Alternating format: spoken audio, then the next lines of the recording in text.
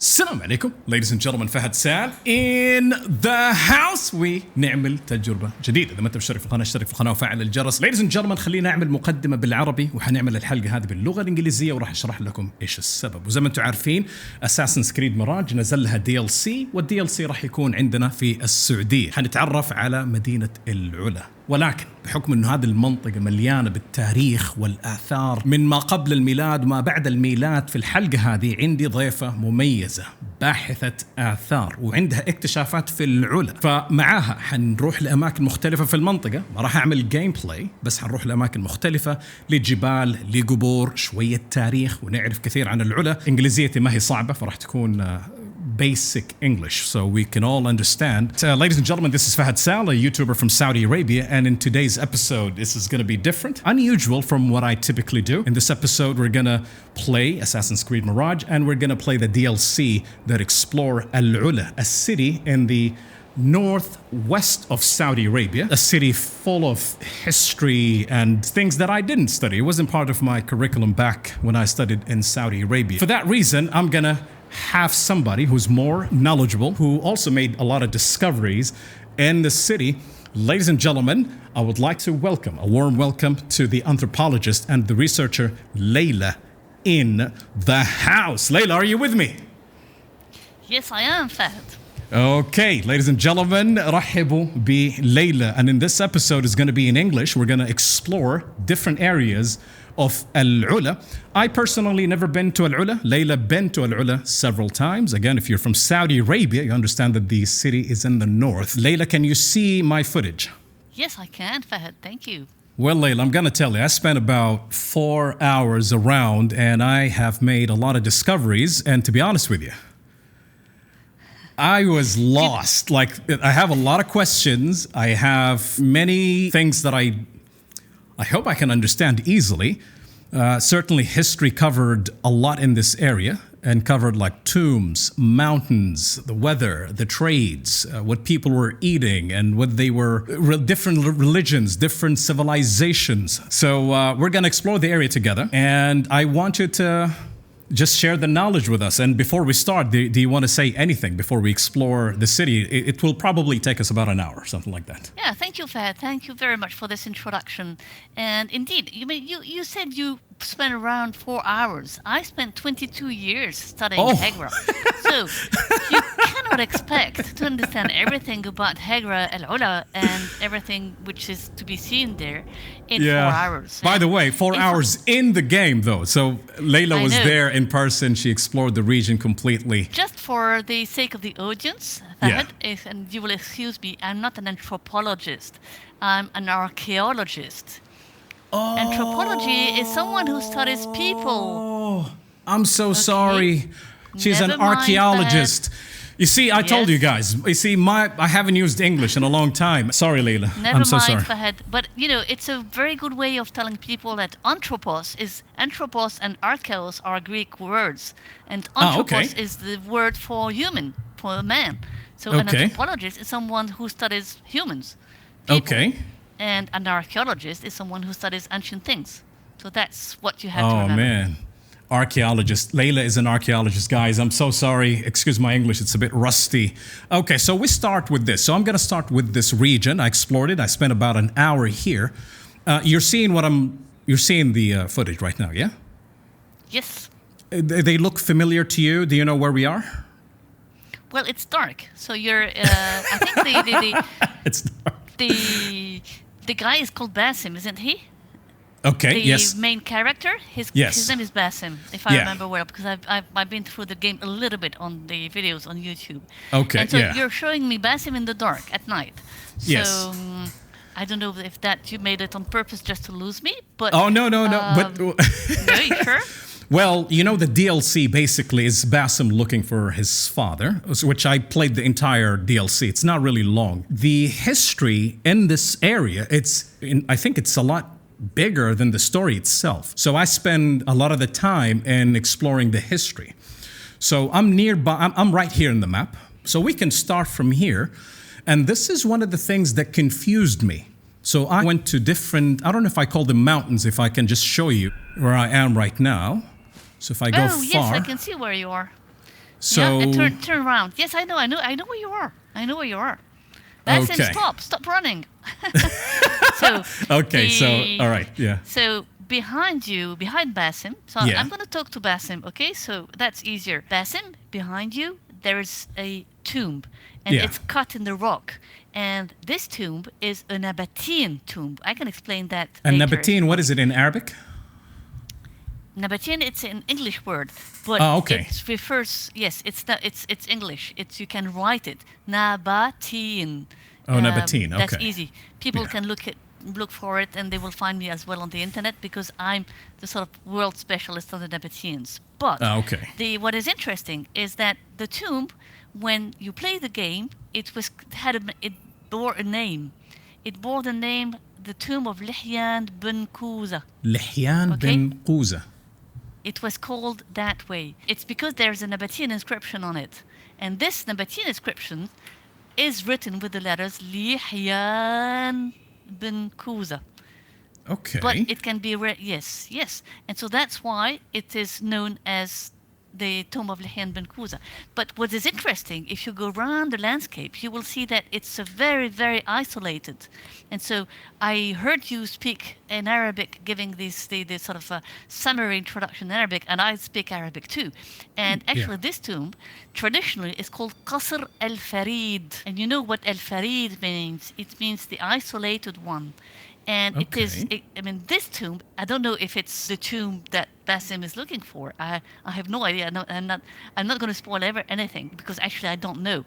But it's one of the biggest tombs in Hegra. Okay. First century, about 2,000 years old. Well, I discovered this area. It's one of the things that are not part of the story. You just discover it as you go around the game. What is the difference between then tomb and a grave? So from what I understand, there is somebody buried in this massive rock. Is that correct? Yes, because these, and we will see others in the game, because in Hegra there's more than 100 tombs. And each one has got a funerary chamber. So usually people talk about a grave because a grave can be inside a tomb or, let's say, a monumental tomb. This is very monumental. It's more than 20 meters high. You can't see it because of the perspective. You see, because the perspective is like Basim is in front of it. Yeah. It's looked like it's quite small, but actually it's more than 20 meters high. Okay. And inside, at the bottom, there's a small gate. There's a door at the bottom of the facade. There is a burial chamber. And so in these chambers, there were several graves because these were the places where the Nabataeans buried their families. Ah. They were family tombs, they were collective tombs, and they were made for the wives, the husbands, the brothers, the aunts, and these people are mentioned in the inscriptions which are carved on the facades. Okay, so when you say the facade, so we can find the name here? I don't know if the game have anything written on the wall. I don't know. You have to get closer. It depends on the detail, but if you get closer... So you mean that this is the facade? Are we talking the front area of something? Yeah, okay. Yes. So if I remember well, the inscription should be above the door. But so it's meant to be like here, right on top? Above the eagle. Above the eagle. Oh, all right. Yes. So my curiosity why make it this massive? Imagine yourself, you're a Nabataean, Fahad. Okay. And like in every society, you have people who are rich and people who are poor. Okay. So the poor guys, what would they have? They would have a small burial pit. It's a hole in the bedrock. And so they would be buried there like possibly, surely me, because I'm a civil servant. You, I don't know. And because, I have no idea. And it's not my business. Only people who were very, very wealthy or very important had big tombs made for them. And why so? Because they wanted to increase the prestige of their families. And actually what one sees in Hegra is that precisely in front, opposite of this one, there is another big tomb. It seems as if the owners of these two tombs, they built them opposite each other because they want to compete between themselves. There was a competition between people. Oh, wow. So the higher the tomb was, the bigger the higher it was, the richer it was, the bigger it was, the more visible it was, the most conspicuous it was, the better. When was this era? How long ago are we talking here? About 2,000 years ago. Oh, wow. More or less 2,000, yes. Yes. Tombs were like exactly. a thing that people used to show off? That's interesting. Exactly. That's exactly it. You got it. Oh, wow. It's just showing off. Okay, why is it empty like this? So where do they put the... Well, this one inside, this precise one inside is unfinished. So I don't know what happened for this particular one. So you don't see any burials, you don't see any graves, okay?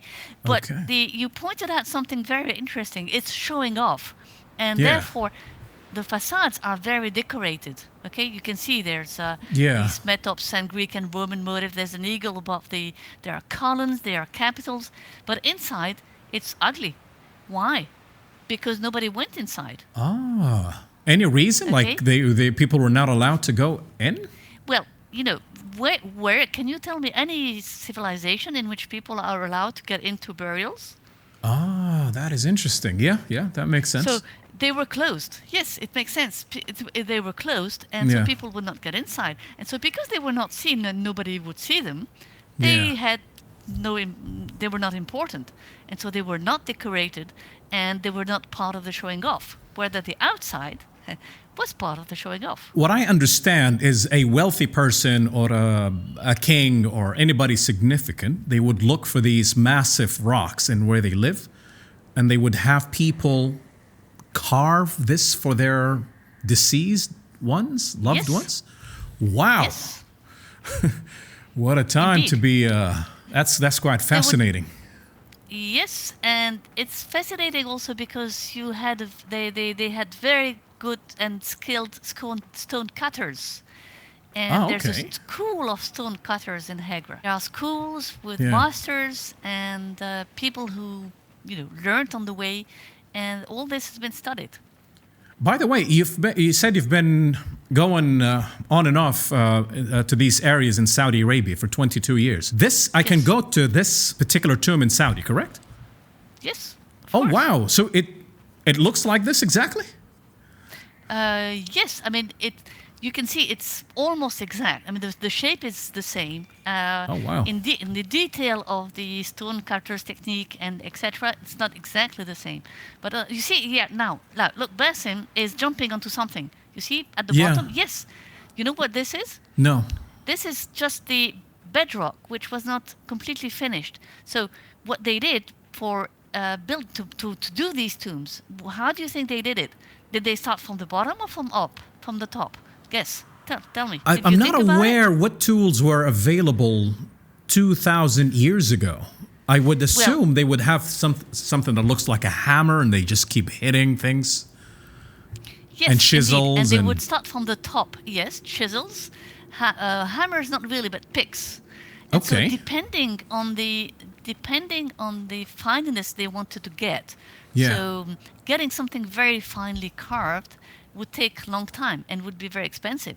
And so they would always start from the bottom and go to from the top and go to the bottom. And so they would stand on these benches. And so these benches at the bottom where Basim is jumping are the remains of the thing that the stone cutters did not finish. If the tomb had been completely finished, these things would have disappeared, because that's like a quarry. And a quarry, an ancient quarry, or even a modern quarry, all quarries work the same. When you need stone, how do? You make quarries and you extract the stone. How would you define quarries? I'm not familiar with the word. Yes, a quarry is a place where you extract stone for building. So imagine you want to build yourself a marble house. Okay. A house in marble. Marble is not concrete. Concrete, you can make it.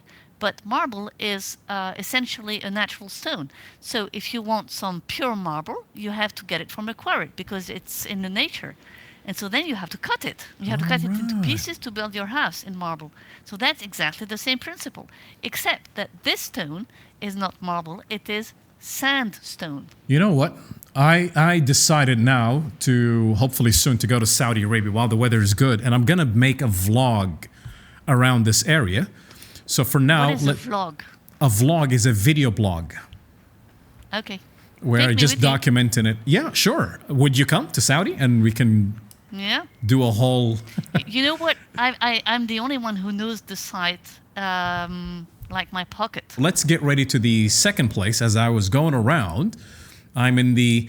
Yeah, so here is the thing. The word Hegra in Arabic, we would say Hajar or Hijr. And why is it Hegra? I've never heard of Hegra, actually. Yeah, well, you're right. Actually, it's very simple. The site has always been known, and there's actually a city nearby which is called Al-Hijr. Al-Hijr. Okay. Okay. And Al-Hijr is an Arabic word. And you know the Al before, it's the article. So for the Arab audience, it's Al-Tarif. You know Al-Tarif. So Al-Hijr is the Al-Tarif. That's easy. Hegra is originally a Nabataean word. Okay? Nabataean. And what is Nabataean? Nabataean is Aramaic. It's an ancient language where the Al-Tarif in Aramaic is not before the word, it's after the word. And what is the equivalent of Al-Tarif in Aramaic? It's an A. So Al-Hijr is the exact equivalent of Aramaic Hijra. Hijra. And so 2,000 years ago, the site in the Nabataean inscriptions, and I did find several which contain the toponym, the place name, Hijra, it was spelled and written Hijra with a long A, Hijra. And when the Greek writers came around and they heard the Nabataeans talk about Hijra, they just transcribed it as Hegra. It's a lot of information. The Nabataeans in the Arab Peninsula. So that's a civilization before BCE? After? When is their era? The date of their era? Before and after. Basically it's 300 years before CE. Okay. And 200 years after. Basically 400-500 years before and after. And the Nabataean, they were an empire, a kingdom. Who were they? They were a kingdom. So what people need to know about the Nabataeans is that they were Arabs. Okay? Oh, really? Yes, they were Arabs, and they probably spoke Arabic. That's very important. They spoke Arabic. And of course, we do not have any recordings of the Nabataeans at that time, but we have inscriptions. And in their inscriptions, they use Arabic words. Like the way used by like Muslims and then the Quran, the same Arabic, or we're talking about an earlier... You call about Arabic. I'm not talking about a particular kind of Arabic. I'm talking about historical Arabic. But to give you just a very, very simple example, the word Jabal, what does Jabal mean? Mountain. Exactly. So when the Nabataeans want to talk about their mountain, they say this is the Jabal. And Jabal is not Aramaic, it's Arabic. Okay. So the Nabataeans spoke Arabic. The problem with Arabic is that the language did not have a script of its own. What does that mean? Suppose, Fahad, that now you want to write a letter to your mother. Okay. You want to write to her in Arabic, the way you spoke to your audience earlier. Yeah. But you don't have any script to write it. How do you do? Right. You don't have a script. So then you borrow a script from somebody else. Like, in Turkey, before the reform of that was done in the early 1920s, they used to write Turkish with Arabic letters. But then they changed. And now, when you read Turkish in the newspapers, it's written with Latin characters.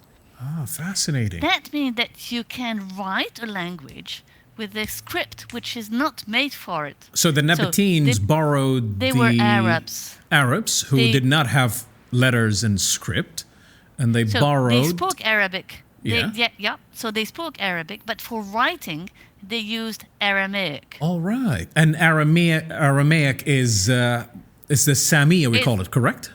Yes, it's a Semitic language. So Semitic language.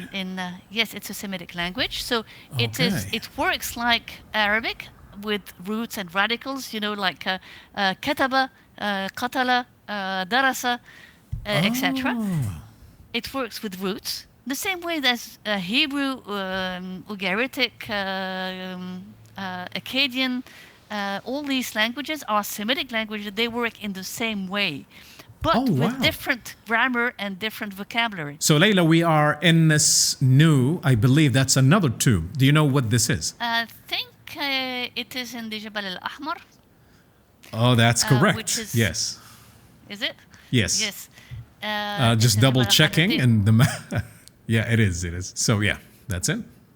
Yes, and so this is an outcrop. It's a big rock, and around it there are several tombs. And actually, these two, I call them the twin ones because they look like each other very much. Yeah, okay. They're like twins, like my twins. I've got my children are twins. They look like each really? other. Oh wow.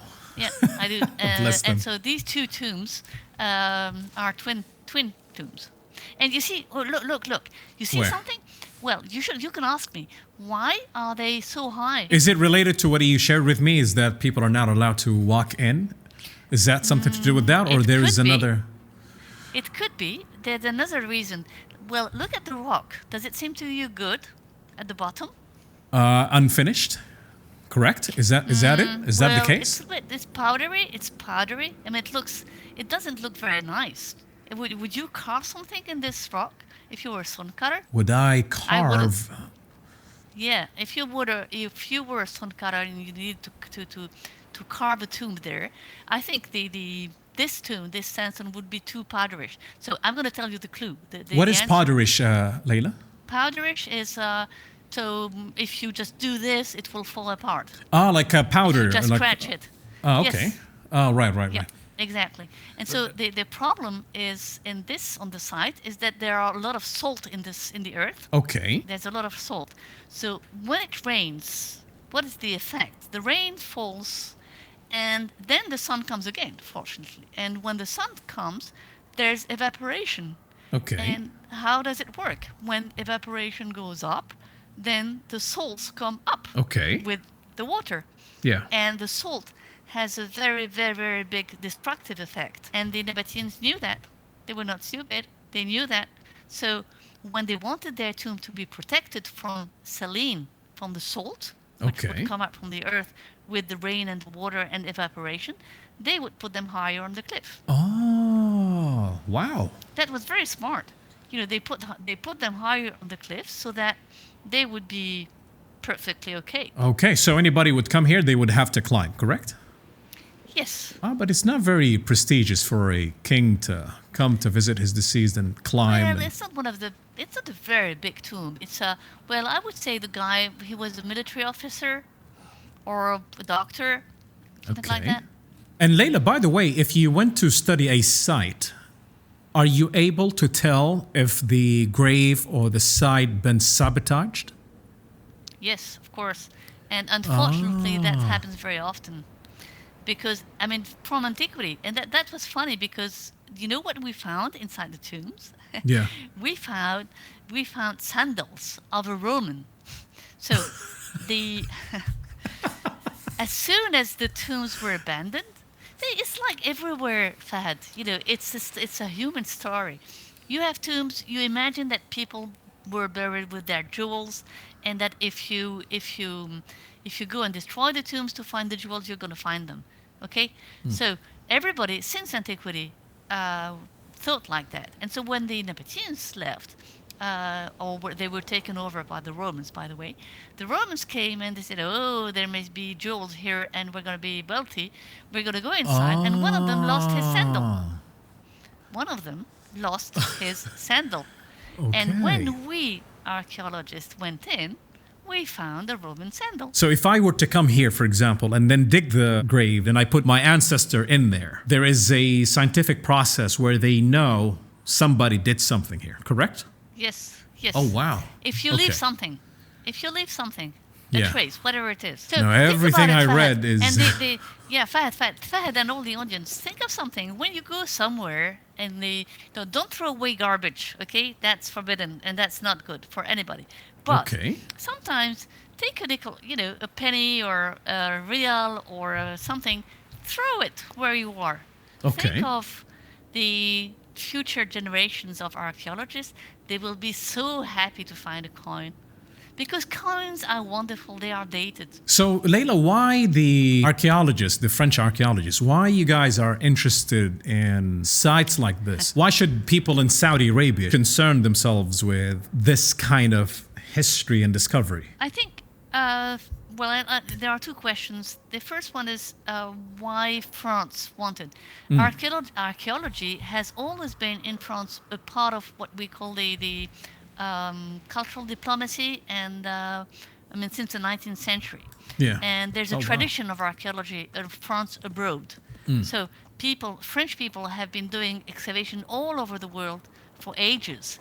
And now there's 120 French archaeological projects in the world on 5 continents.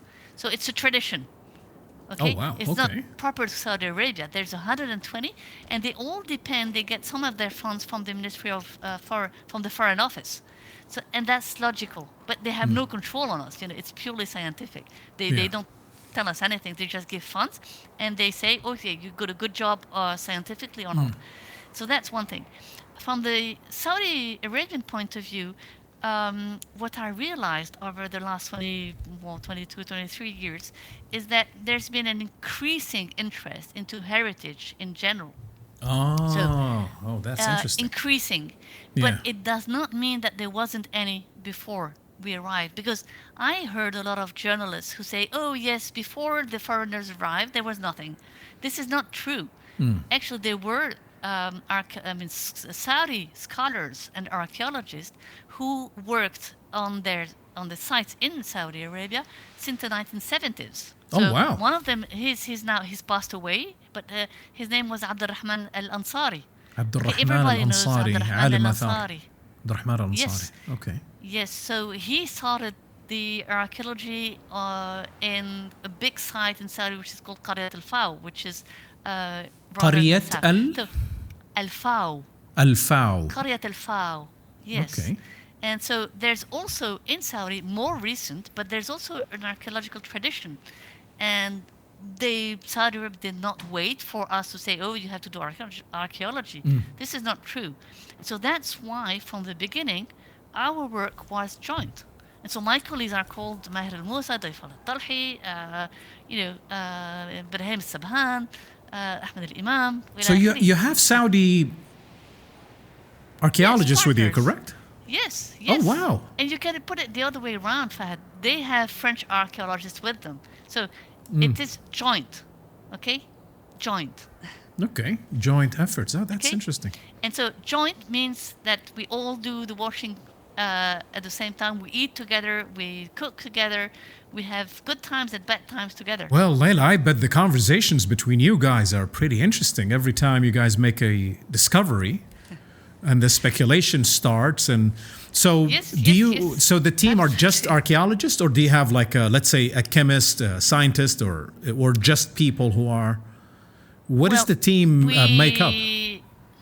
Well, no chemist, because this needs machines usually. Yeah. So when you do an analysis to know, for example, what this object is made of, you need to do things which need machines. So we don't take machines on the side on the field, because that's a bit too complicated.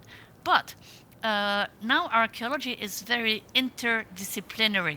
What does that mean? It means that you had to have people studying things from different things. Like what?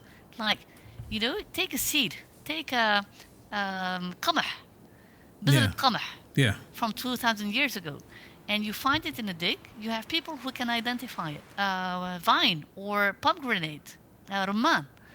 They can identify them, or chickpeas. So these people, these specialists, they can tell you exactly what was growing at the time. Okay, so here in this area, you said it's your favorite. And I don't know if this is a mountain or a tomb or... It's a mountain, and it is religious. And it's religious. It's called the Jabal Ithlib. And Jabal Ithlib is a very, very interesting place, because when you get into it from the beginning, there's a big room that you will see on the right. If Basim goes down, okay. I don't know if you can. Oh, you can jump everywhere. Yes. Well, I cannot do that, but obviously he can. Okay, yeah. I go to the entrance. to the entrance of. Where is it backwards or forward? That's a very good question. I'm trying to figure out what is the front of this. Yes. The front is, you see the crack. Okay, and see the crack. I just get to the right. To the right. Yes, left now. Yeah. Here. See this crack? Yeah. Yes.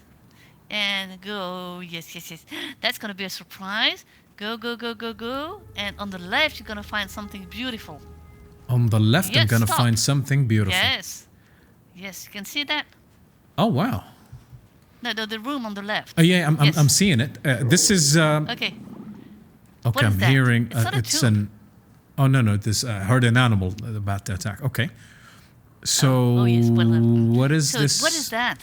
It is diwan. It's a majlis. That's something that is recently made, or that's from history? No, that's from history. It's 2,000 years ago, and so the Basim is now sitting on a bench, and 2,000 years ago, people would just sit around with cushions and carpets and things, and they would be served meals and drinks. This was exactly the equivalent of what you have now in modern and traditional Saudi houses, which is the majlis, where the owner of the house receives his guests and everything. And that's exactly the same thing. Oh. And so the guys who came in, the Nabataeans, when they went out, they left their names on the rock. They said, "Oh, I was there." It says that he should share some history with me, and I thought it would be interesting to listen to him. And what he says, let's see. Oh, the man sitting. Yeah. He's talking about jinns. دارهم الحقيقية تقع خارج عالمنا لكنهم يدخلون أحيانا إلى هذا العالم أيضا ويتربصون بين أطلال قديمة مثل هذه. You can see the subtitle, Laïla, yeah? إنهم كائنات شريرة وبلا رحمة. I can. خلقوا من نار موقدة ولديهم رغبة دموية في الانتقام ويصبون غضبا خالصا ومروعا. Well, he's telling the story about the jinns. This is very much, I think, to give a sort of fright and to the game, something exciting. Because, I mean, jinns were part of the traditional old beliefs, that there were jinns everywhere, especially in the tombs, and that these guys, these entities were nasty and etc. But we have no proofs that jinns ever existed. So jinns have this reputation. By the way, speaking of all these religion and myths and stories, what was the religion of the Nabataeans or Lanbat? Yes, that's a good question too. They believed in several gods. So that means we call that in English polytheists. Polytheists. Okay. Yes, as opposed to monotheists. So Christians, Muslims, Jews, they are monotheists. Just so they pray to one God. One God. Yeah. Yes. The Nabataeans, they believed in several gods, both male and female. But they had one major god who was called Dushara. Dushara. Dushara. And what does Dushara mean? Dushara means, it's like when you say in Arabic, du. You say, Enta du Riyadh, meaning, are you from Riyadh? Do something belonging to. Dul Qarnayn, yes, do you belong to? So du means that, and it's the same in Aramaic. Dushara. And Shara is the name of a mountain near Petra in Jordan, which was the capital of the Nabataean kingdom. And so the god of the Nabataeans, the main god, was called Dushara, meaning he was the one of the Shara. So he didn't have a name properly. His name was a way of saying where he came from. As if, I don't know where you're from, but suppose you're from Riyadh, okay? Okay. If I did not want to name you, Fahad, proper. I mean, I didn't want to say Fahad, and I want to name you or call you something. I can call you Abu something. Oh, yeah. Okay. Yes, but I can also call you Dhur Riyadh, Dhur Riyadi, meaning you are the one from Riyadh. I am Dhur Jidda. In which case, I don't. Yes, so Dhur Jidda. Anta Dhur Jidda. Yeah. Okay? It means you come from Jeddah, and I can call you that way. And so, if I do not want to pronounce your name, I can call you that way. And it's the same. So through your methodology and your field, can you tell exactly how old these rocks? Yes and no. Any field able to tell that we have? Yeah, well, you could. What you can do is examine the patina. But this is a complicated technology. So when the rock is open to air, there's some patina. It's a sort of a layer which comes over it, and you can examine this layer and try to work out the date. Normally, for the periods that we study, we prefer to use C14. So what is C14? 14. And this comes only in organic material. So anything which one day has been alive, whether it's a plant or an animal or anything.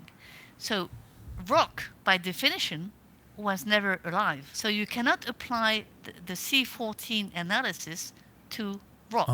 You can only apply it to something that at one stage has been alive. So, last question before we go to the Al-Banat Mountain, and feel free if you want to answer this. Have you ever held a belief and then you did your excavation and discoveries and it changed your belief because of what you discovered? Yes, of course. I mean, that's the difference between being sure of something and putting on a hypothesis. So, of course, it happens. I wouldn't say all the time, but it happens. I mean, the very simple way is you have an inscription, you read it in a way, okay? Yeah. And because your eyes see it that way, and there's nothing you can do, you just see it that way. And then somebody comes with a different eye, and with a new eye, and he reads it differently. And you were wrong. Yeah. I was wrong. So what are we looking at here? We are looking at the back of the Qasr al-Bint, which is now called Al-Banat Mountain. But its traditional name is Qasr al-Bint. Qasr, they mean it in a sense of a castle, or the word Qasr? Qasr, yes, they mean it as a, well, because, you know, in all these places there were stories. Yeah. And as all the stories in the Arab world, what were they about? It's about a man and a guy being in love. Yeah. And there's a story about the daughter of Pharaoh. She fell in love with the guy, and there was a story that her father didn't agree, and etc. etc. I don't remember exactly the detail. And so Qasr al-Bint is meant to be the name. The I know this tree is the Qasr of the daughter of Pharaoh, the Pharaoh of Egypt. Okay. That's a story. It's a local story, which has been going on in the 19th century, etc. And so that's why traditionally this place is called Qasr al-Bint. But now, for touristic reasons, it's called Al-Banat. Why Al-Banat? I don't know, but that's a marketing thing. So that's not the correct? That's not the traditional name. Ah, interesting. Okay, so they have shared City of the Dead. As a historian, yes, Al-Banat Mountain. As a historian, I do not like marketing names. Okay. Anybody, I mean, the people everywhere know that. You know, historical names are historical names. They've been there for more than 200 years. Why change them for marketing reasons? It's just that Al-Banat is maybe more, I don't know, more attractive. I don't mind, but in my books, I never use Al-Banat. I use Qasr al-Bint because that's how people call it. Qasr al-Bint. And I'm just reading in the information, it has 29 tombs of, I guess, rich people and important folks. Oh, okay. So that's what Hegra, that's what it known for, all of these? No, there was this, yes, but also, yes, absolutely, Fahad. There's a lot of tombs. But when you have tombs, you have people living as well. Yeah. Where were they living? I know where they were living. In Old Town? Al-Ula? Yes. No. Go up. Okay. Go up. Yes, to the left. To the bit. left? No, down a bit. Yes. Down. Down. No, right. Yep. Stop. Yeah, a bit more. You got something there. Yeah, Tomb of Hayyan. Oh no, that's then go further up. Further up. Where's the city? The city, Old Town, is south. It's right here. No, not the old town. No, the old town is the modern town. Oh, okay. In Hegra. The And city. the other town could be where? Hold on, let me see. It's supposed to be in the middle. It's supposed to Okay, be so there. probably Exactly. here, yeah? In this area? Yep. Yes. Well. So my understanding, let's assume they were living here, so they would go far to do all of these tombs? Tombs. That probably. Yes. And it took them on Why? average of how long to really get it to where it is now? I would assume years, if not. Yes. Well, they lived there for about 200 years, so they had time. And actually, building a tomb, you did not ask me the question, but you could have, is how long did it take for them to carve a tomb? Oh yeah, that's exactly what I wanted to say. So I'm thinking, with their How long? tools, About 2 would it be years. like did you say 2 years? Yeah. On average, about 10, 12 meter tomb. Really? That's pretty. 2 That's years. fast. Yes. Because the one we saw, which one that was 22 meter high? The Well, height that was. that would have taken possibly a bit more. But the two twin ones, we saw the two twin ones. Yeah, the twin ones. Two I twin think ones that in the Jabal was. al-Ahmar. No, Jabal not in al-Ahmar. Jabal al-Islib.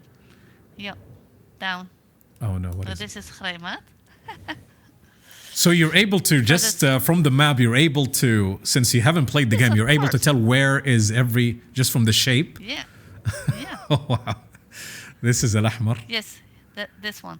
On the left, you have the two twin ones, twin tombs. Well, you asked me if it was realistic. I said yes. Oh wow! So on the left, you have these two tombs. Okay, so these ones would have taken about 2 years. How do you know it took them 2 years to build this?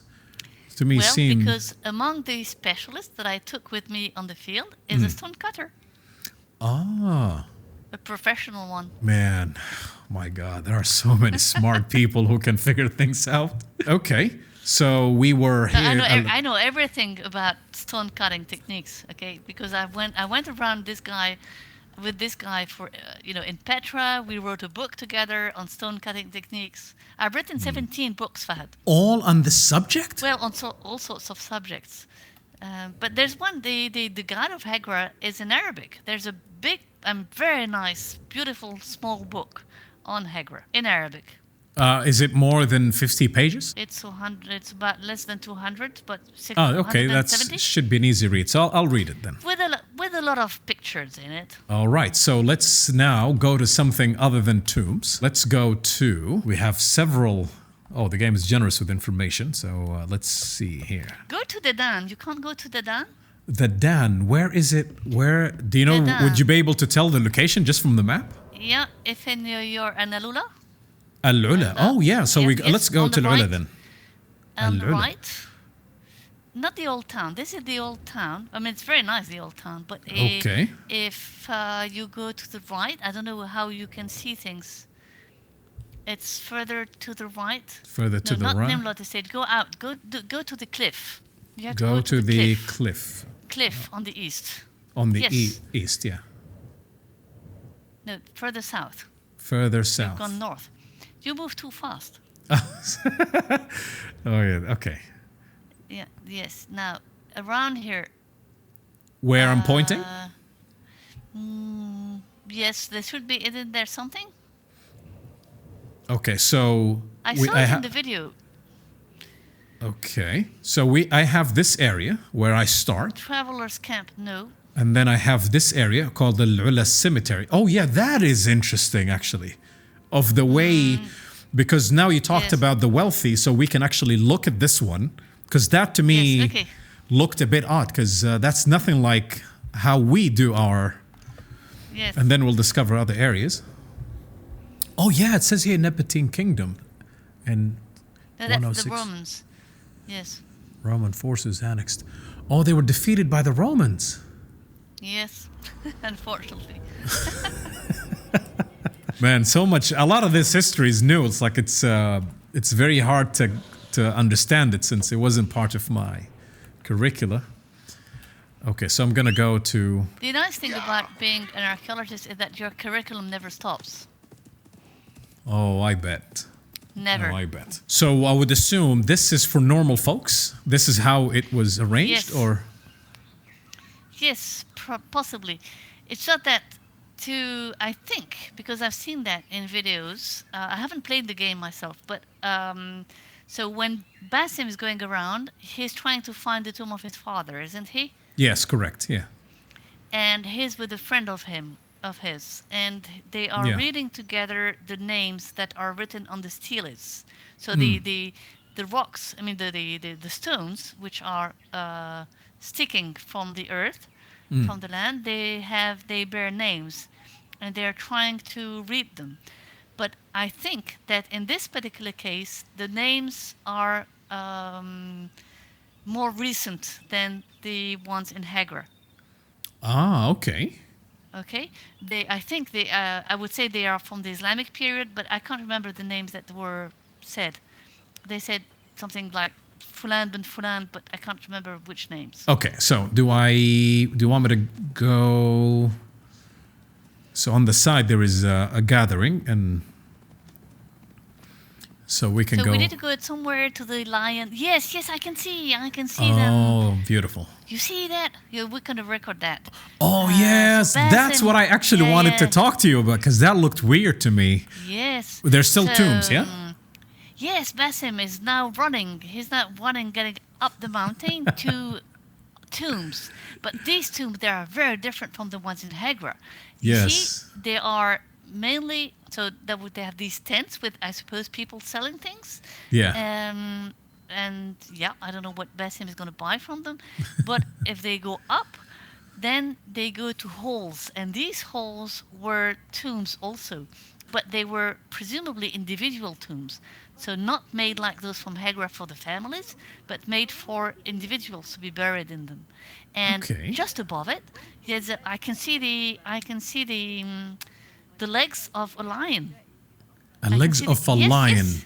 Yes. That right, pivot, Basim. or what's that? To the right, to your right, Basim. Basim, look right. Oh, you mean this thing on top, or? Yes, absolutely. These are lions. They have a lion head. Oh, so you mean this thing, lion heads? How is this lion head? Oh yeah. Oh yeah. Yes. Okay, now I see it. Oh my God, I'm too slow. So now, Basim, you're looking at these lions, and so these are the tombs of people who are called the Mineans. The Mimeans. Mineans. You had never heard of them. Mineans. They came from South Arabia.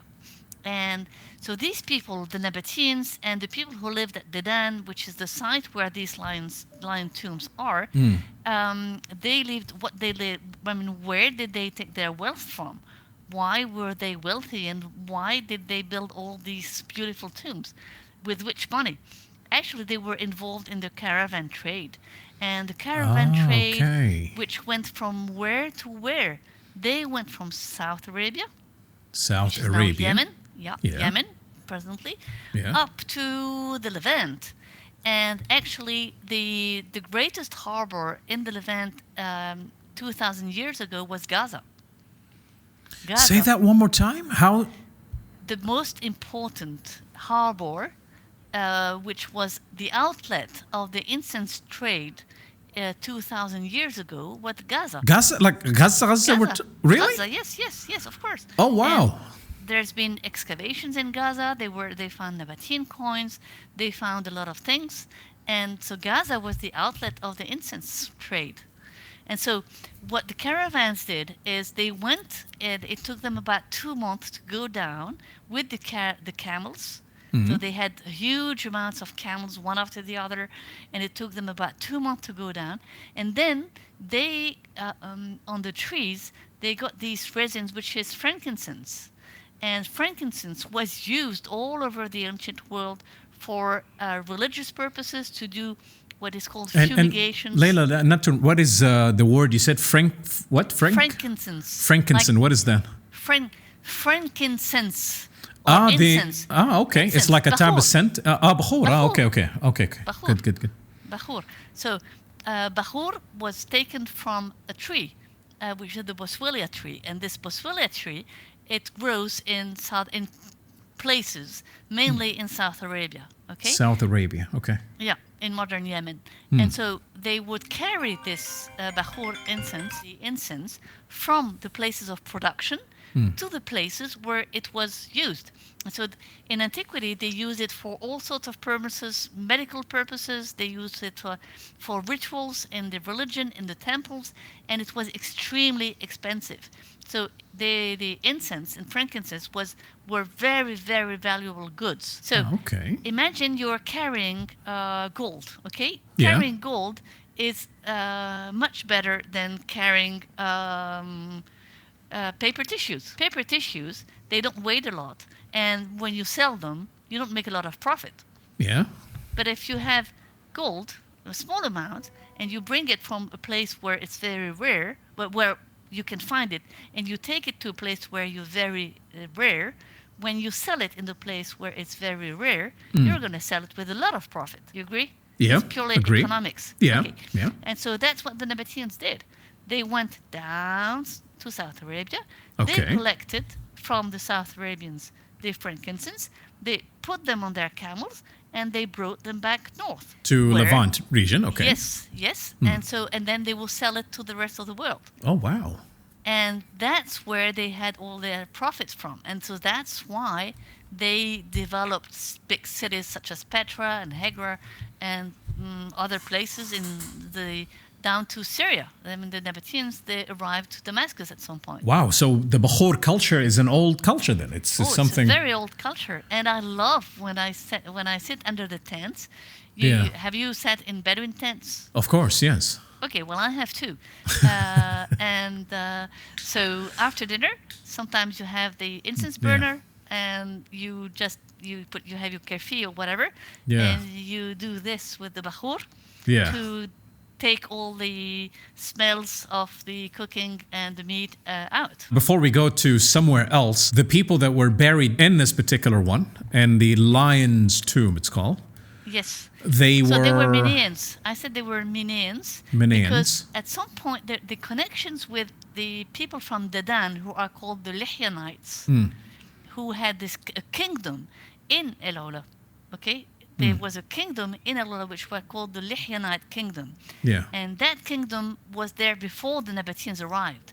So if I take things historically, there were first the Lihyanites, Lihyan, the kingdom of Lihyan. Yes, kingdom of Lihyan. Their capital city was near Al-Ula. Okay? Near Al-Ula. In Al-Ula, more or less, in the rocks and in front of these big cliffs that Basim is now looking at. Yeah. And these Lihyanites, they stayed there, and they were indigenous, so they did not come from anywhere else. They were they have always been there, and they had their own writing as well. They had their own writing, which is different from the Nabataean writing. All this is very complicated academically, because some people read this and not this, etc. But the connections with South Arabia were so important, and so there was trade everywhere, that sometimes when suppose you want to go and trade in China, what are you going to do? You're going to send people there, and you're going to put a trading post. A trading post, okay. Yes, so trading station, commercial outpost, which better? Trading station. Trading station. Post. Yeah. So imagine, Fahad, you want to go and make some trade with China, okay? You are somewhere very far, and you want to develop connections. What are you going to do? You're going to send people there, and these people are going to speak the language. They're going to settle there, and because you want them to found a trading post there. And so the Mineans, they came from South Arabia, and they wanted to make connections with the people who mastered the caravan trade. Okay, so they installed in Al-Ula, which was called Dadan at the time, they installed a trading post. All right. Which is the reason why in Al-Ula you can read texts written on the rock in Minek, which is the scripted language of the Minians. You can read some in Dadaritic, which is the language and script of the Lihyanites. And then when the Nabataeans arrived, they also wrote in Nabataean. And then the Arabs wrote in Arabic. And then the Romans came, I mean, that was before, then the Romans wrote in Latin or Greek. So you have this mixture, which is unique in Al-Ula, of scripts and languages, which are a real game. I mean, it's sometimes you have faces covered with inscriptions in, I don't know, maybe 6 or 7 scripts and languages. Now we go to the old town. Okay. So when we say the old town, sorry, this computer is a bit freezing. It's the city. Yes, it's around here. So we here. Okay. Maybe we can start from the Musa bin Nusayr Citadel. Musa bin Nusayr, yeah. Where did I hear that name? Here, you got it in front of you. Oh, this one. Yeah. Oh, okay. Now, Basim is running, I think, towards something which rings a bell because I've been there and I've climbed all the stairs which go up to a place that is called the Citadel. Yes, here it is, Musa ibn Nusayr. And so this is a big citadel. And as far as I remember, Sorry. well, you have to kill someone on the way, but it doesn't matter. That's a video game. And yes, so you're jumping. Musa bin Nusayr, if I remember well, we know that it was already built in the 13th century because there's someone, I think he was called Ibrahim ibn Shuja' al-Dimashqi. He was a writer, and he mentions it. He mentioned that this qala is called Qalat Musa bin Nusayr. And so okay. It was built in the Islamic period. So we are much later than in Hegra and then in Dadan. Because that's the nice thing of this valley of Al-Ula. They call it, I don't know, the game is called the Valley of Memory, I think. So the Valley of Memory, why? Is because in this valley you have historical sites from all periods. Okay. So you can just go through time. And one of the ways that the Royal Commission of Al-Ula talks about Al-Ula, it's a journey through time. And that's basically what it is.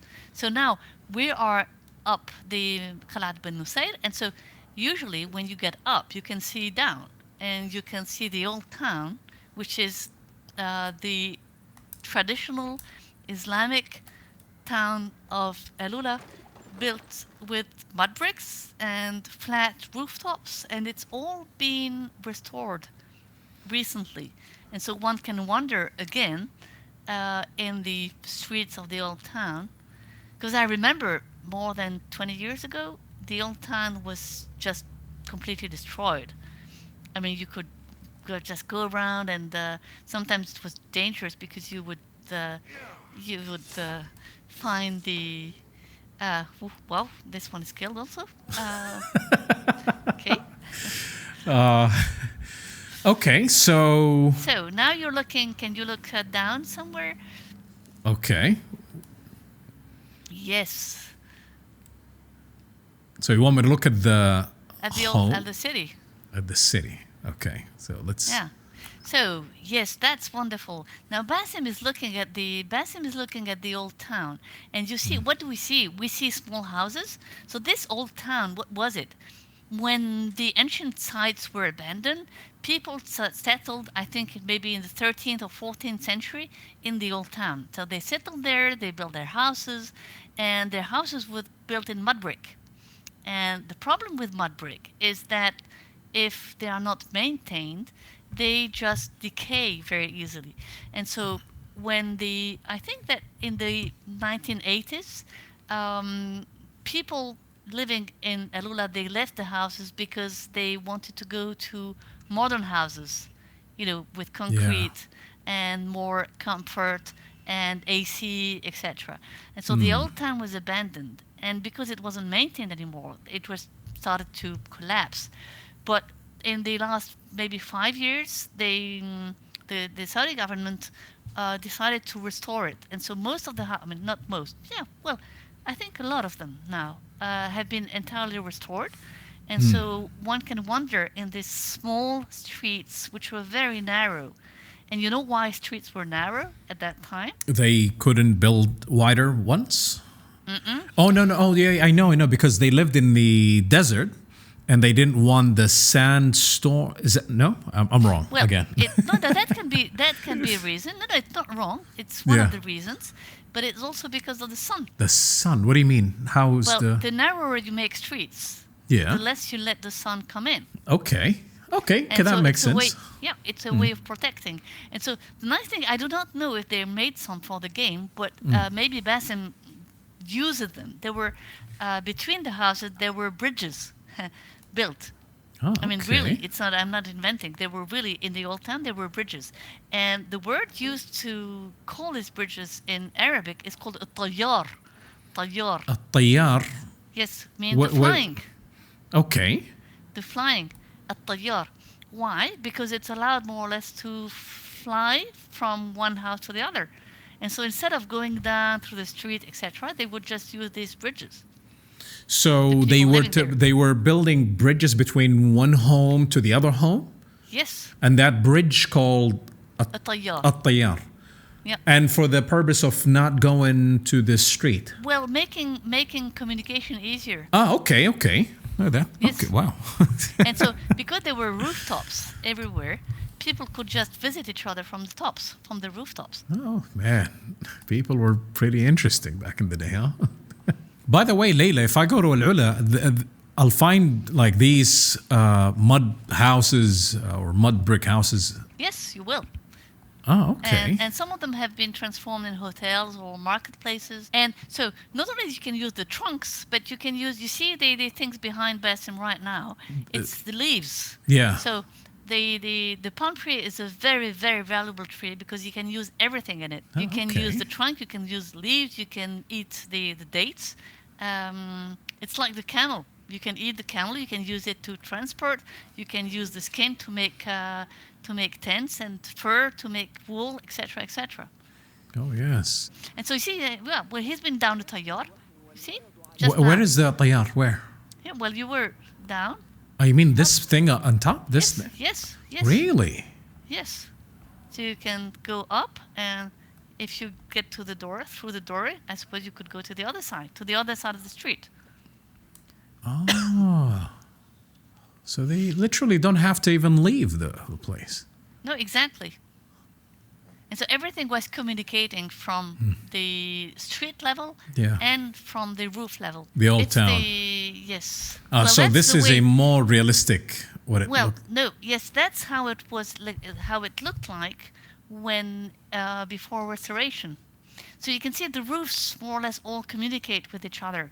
And you can see the trunks being the basis of the roofs. Yeah. And the smaller parts of the palm leaves, when you have the leaves, they are small wooden, with the big trunks, they are transverse to make the roof. And on top of the trunks, perpendicular, you have the smaller pieces of the palm tree leaves, which were used, and then on top of that you had earth, and all this made something which was completely which left water and sun out. So it's just that because of time and because the old town has been abandoned by its inhabitants about 50 years ago, it had suffered from erosion. Lihyanite coin.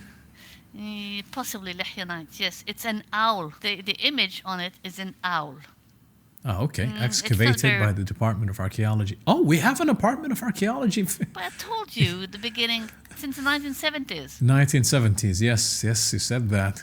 So I wish everybody, all the players, and I hope you enjoyed the game. And thank you, Fahad, because we had a very nice conversation.